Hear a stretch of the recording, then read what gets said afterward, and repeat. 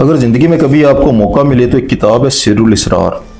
इस किताब का गहराई से मुतालिया करना, आप बरता हैरत में चले जाओगे कि इस हड्डियों के पिंजरे में, इस हड्डी के पिंजरे में, इस मिट्टी के वजूद के अंदर आखिर क्या कैद है, कौन रहता है इसके अंदर, हमारी रूह की हकीकत क्या है। इस किताब की तसनीफ़ की है, इस किताब को लिखा है शेख अब्दुल कादिर जिलानी रहमतुल्लाह अलैह ने, जिन्हें आप गौसे आज़म के नाम से जानते हैं। उन्होंने ऐसे राज उठाए हैं, उन्होंने बताया है कि रूह कैसे 4 आलमों से सफ़र करके इस ज़मीन तक पहुंची है। रूह को नीचे उतारा गया, वो 4 आलमों से ट्रैवल करके नीचे आई है।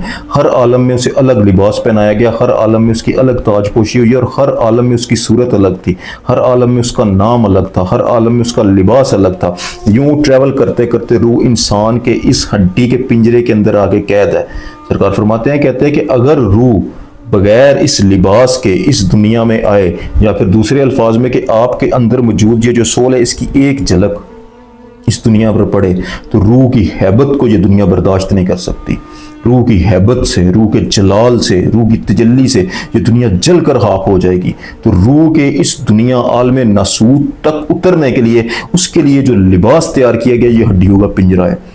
इसके अंदर ये सिफ्त मौजूद है, इसके अंदर वो चीज़ मौजूद है कि रूह इसके अंदर कैद रह सकती है, रूह इसके अंदर बस सकती है। इसके अंदर अल्लाह ताला की ज़ात ने ऐसी सिफात रखी हुई हैं जो आपके वजूद के अंदर मौजूद है। देखो, इसीलिए अल्लाह रब्बुल इज़्ज़त फरमाता है ना कि अगर मैं अपनी अमानत का बोझ पहाड़ों पे उतारता तो पहाड़ फट के रेजा रेजा हो जाते, वो बर्दाश्त नहीं कर सकते थे। अल्लाह ने ऑफर की पहाड़ों को, ज़मीनों को, जो अलीशान पहाड़ है, कि क्या तुम मेरी अमानत का बोझ उठा सकते हो? तो पहाड़ों ने इनकार कर दिया कि हम ये बोझ नहीं उठा सकते। फिर अल्लाह फरमाता है कि ये इंसान ही था जिसने ये बोझ उठा लिया। तो रूह की ज़ात को आपकी ज़ात के कन कन में उतारने के लिए अल्लाह ताला की ज़ात ने ये हड्डियों का पिंजरा आपको अता किया हुआ है। आज की वीडियो में जो चीज़ हम डिस्कस करेंगे, ये 4 जो आलम हैं, ये आलम कौन से हैं, जहाँ से रूह शुरू हुई और यहाँ तक आई, जो आपकी ज़ात के अंदर मौजूद है।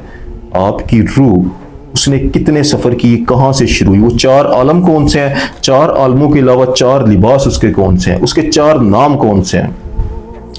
पहला आलम कौन सा है? पहला आलम है आलम लाहूत।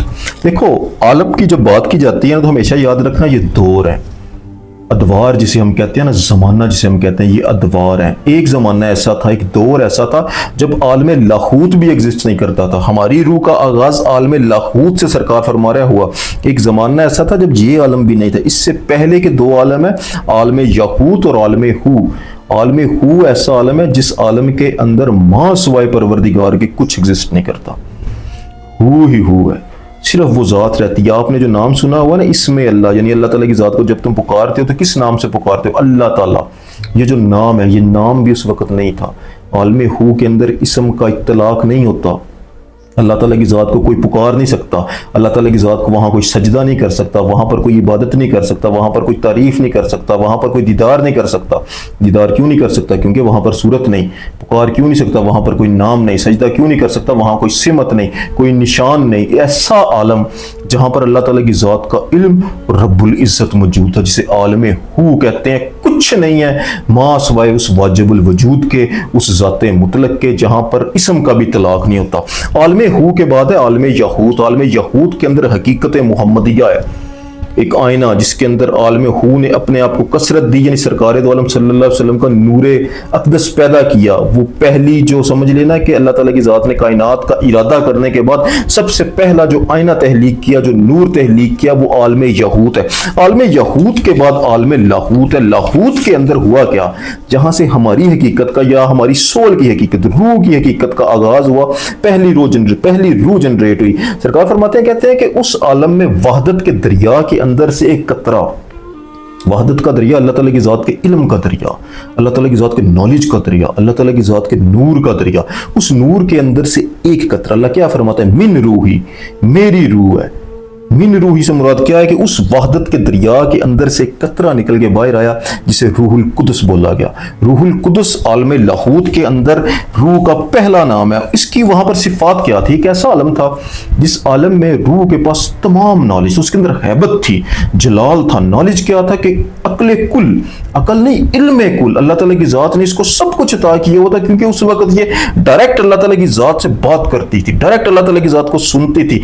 अल्लाह के सिवा ये किसी को जानती नहीं थी, अल्लाह के सिवा इसने किसी को देखा नहीं था। तो ये उसके अंदर वहां पर ना कोई सूरत थी, ना कोई ख्वाहिश थी, ना कोई अना थी। ये जो हमारी ज़ात के अंदर मैं है ना, मैं का एहसास, ये भी उस वक्त नहीं था। तो ये रूह की एक हालत थी जिस वक्त ऐसे ही समझ ली अल्लाह और इस रूह के दरमियान कोई पर्दा नहीं था, डायरेक्ट अल्लाह ताला की ज़ात के साथ जो कनेक्ट थी आलम लाहूत के अंदर। उसके बाद आलम आता है आलम जबरूत। यहाँ पर रूह का नाम था रूह सुल्तान। आलम जबरूत आलम याहूत से एक नीचे है, यानी एक पर्दा उसने पहना। यहाँ पर आकर अल्लाह ताला की ज़ात की जलाल और अल्लाह ताला की ज़ात का जमाल इसके अंदर ज़हूर पजीर हुआ। यानी उन सिफात से अल्लाह ताला की ज़ात ने इसके अंदर कुछ क्वालिटीज़ पैदा की।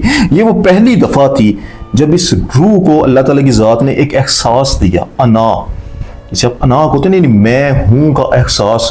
रूह को वहां पर अपनी इनफरादियत महसूस हुई, अपना एक अलगपन, यानी अल्लाह ताला की ज़ात से एक पर्दा पीछे हटी, थोड़ा दूर हुई, थोड़ा नीचे को उतरी, तो रूह के अंदर ये अना पैदा हुई, रूह के अंदर ये मैं हूं का एहसास पैदा हुआ। यहां पर सुल्तान फरमाते हैं कि उसको खिलाफत का ताज पहनाया गया। रूह खलीफा है ना, इसके सामने तमाम फरिश्ते झुके थे, रूह को खिलाफत का ताज पहनाया गया। और ये पहला पर्दा है, यानी पहला होल जो रूह को चढ़ा था वो आलम जबरूत के अंदर चढ़ा था। उस यहाँ पर आकर रूह को मैं हूं का एक एहसास मिला था। उसके बाद रूह तीसरे आलम में उतरी और नीचे है, जिसे आलम मलकूत कहते हैं। आलम मलकूत के अंदर रूह को रूह रूहानी या रूह नूरानी के नाम से जाना जाता है। ये मुकाम है फरिश्तों का, ऐसा मुकाम जहां पर फरिश्ते एग्जिस्ट करते हैं। यहां पर आकर रूह को एक जलावा मिला, एक साये की तरह नहीं जैसे होता, एक जलावा, एक सूरत मिली थी, एक नूर की सूरत, एक नूर का लिबास उसे पहनाया गया। जैसे आपने अक्सर सुना होगा ना कि कुरान हकीम में भी, अहादीस में भी अल्लाह के अंबिया फरिश्तों को देखा करते थे। नबी पाक सल्लल्लाहु अलैहि वसल्लम ने हज़रत जबरील अमीन को देखा कि 600 पर है उनके, बहुत बुलंद पर है, इतने इतने बड़े पर हैं कि पूरी रूए ज़मीन को डांप सकते थे। और जब उन्होंने सारे अपने पर खोले तो हीरे जवाहरात ज़मुर्द और यकूत की बारिश हो रही थी। उनका कद मुबारक इतना बड़ा था कि सदियों तक परिंदे उड़ते रहे तो उनके वजूद से बाहर नहीं जा सकते। ये एक सूरत थी, एक नूर की सूरत थी, हकीकी सूरत है हज़रत जबरील अमीन की।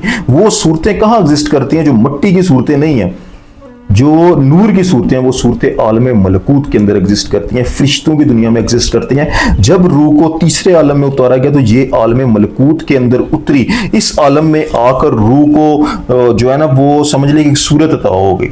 जैसे फरिश्तों की सी सूरत होती है, एक नूर की सी सूरत होती है, तो बेसूरत से सूरत का पर्दा रूह ने इस आलम में लिया। इस आलम में रूह पर वक़्त की कैद नहीं थी, रूह पर कोई जगह की पाबंदी नहीं थी, जहाँ चाहिए सफ़र कर सकती, जैसे फरिश्ते करते हैं ना, पल में ज़मीन पर, पल पे आसमां पर। लेकिन इसको सूरत मिसालिया पहना दी गई। पाकीज़गी यहाँ पर इस हद तक थी कि कोई गुनाह नहीं, कोई गुस्सा नहीं, कोई शहवत नहीं, सिर्फ इश्क और तस्बीह इसके अंदर मौजूद थी। तो ये रूह का दूसरा पर्दा था जो रूह को एक खोल पहनाया गया और नीचे। इसके बाद रूह को और नीचे उतारा गया, यानी आलम नासूत के अंदर। आलम नासूत के अंदर रूह को रूह जिस्मानी बोला गया, यानी इस वक्त जो आपके वजूद के अंदर रूह मौजूद है, ये इन तमाम आलमों से सफ़र करके आपके वजूद के अंदर कैद है। यहाँ पर आकर से मिट्टी, खून और हड्डियों का जो पिंजरा है उसके अंदर कैद रखा गया है। यहाँ पर रूह एक कैदी है, आपके वजूद के अंदर महफूज है। यहाँ पर आकर वैसे आप सफ़र नहीं कर सकते जैसे आलम मलकूत के अंदर सफ़र करते थे ना, कि वक़्त की कैद नहीं। यहाँ पर टाइम की भी कैद है, यहाँ पर स्पेस की भी कैद है, यहाँ पर और भी बहुत कुछ लग गया, नफ्स अम्मारा की भी कैदी है। यहाँ पर आकर इसको ना तो मौत है, बीमारी है, दिक्कत है, तकलीफ़ें हैं, आजमाइशें हैं, ये सब कुछ यहाँ पर फेस करना पड़ता है। और सबसे बड़ा पर्दा जो रूह को रूह जिस्मानी की हालत तक पहुँचने में मिला वो गफलत का पर्दा था। यानी रूह को ऐसे ही समझ ले कि उस नूर से दूर कर दिया गया, आपकी कॉन्शियसनेस और नूर के दरमियान वो गफलत का पर्दा पड़ गया। इसलिए फ़कीर कहते हैं कि जो कोई भी इंसान तसव्वुफ में दोबारा अल्लाह ताला की ज़ात को हासिल करना होता है, उसने फ़ना करना होता है, यानी ये गफलत का पर्दा अपनी ज़ात से हटाना होता है, बशरी कुदूरत को ख़त्म करना होता है। फिर वो आलम नासूत से आलम मलकूत में जाते हैं, आलम मलकूत से आलम जबरूत में जाते हैं, आलम जबरूत में जाके वो आलम याहूत तक पहुँचता है। इकबाल इसीलिए कहते हैं ना कि तायर लाहूती, इंसान को मुहातब करते हैं, उनको लक़ब देते हैं। इकबाल क्या है, तायरे लाहूती, ये लाहूती वो इंसान की हकीकत लाहूती है। यहाँ पर सोल का जो नाम था वो रूहुल कुदस था। आज के लिए इतने, जज़ाकल्लाहु खैर।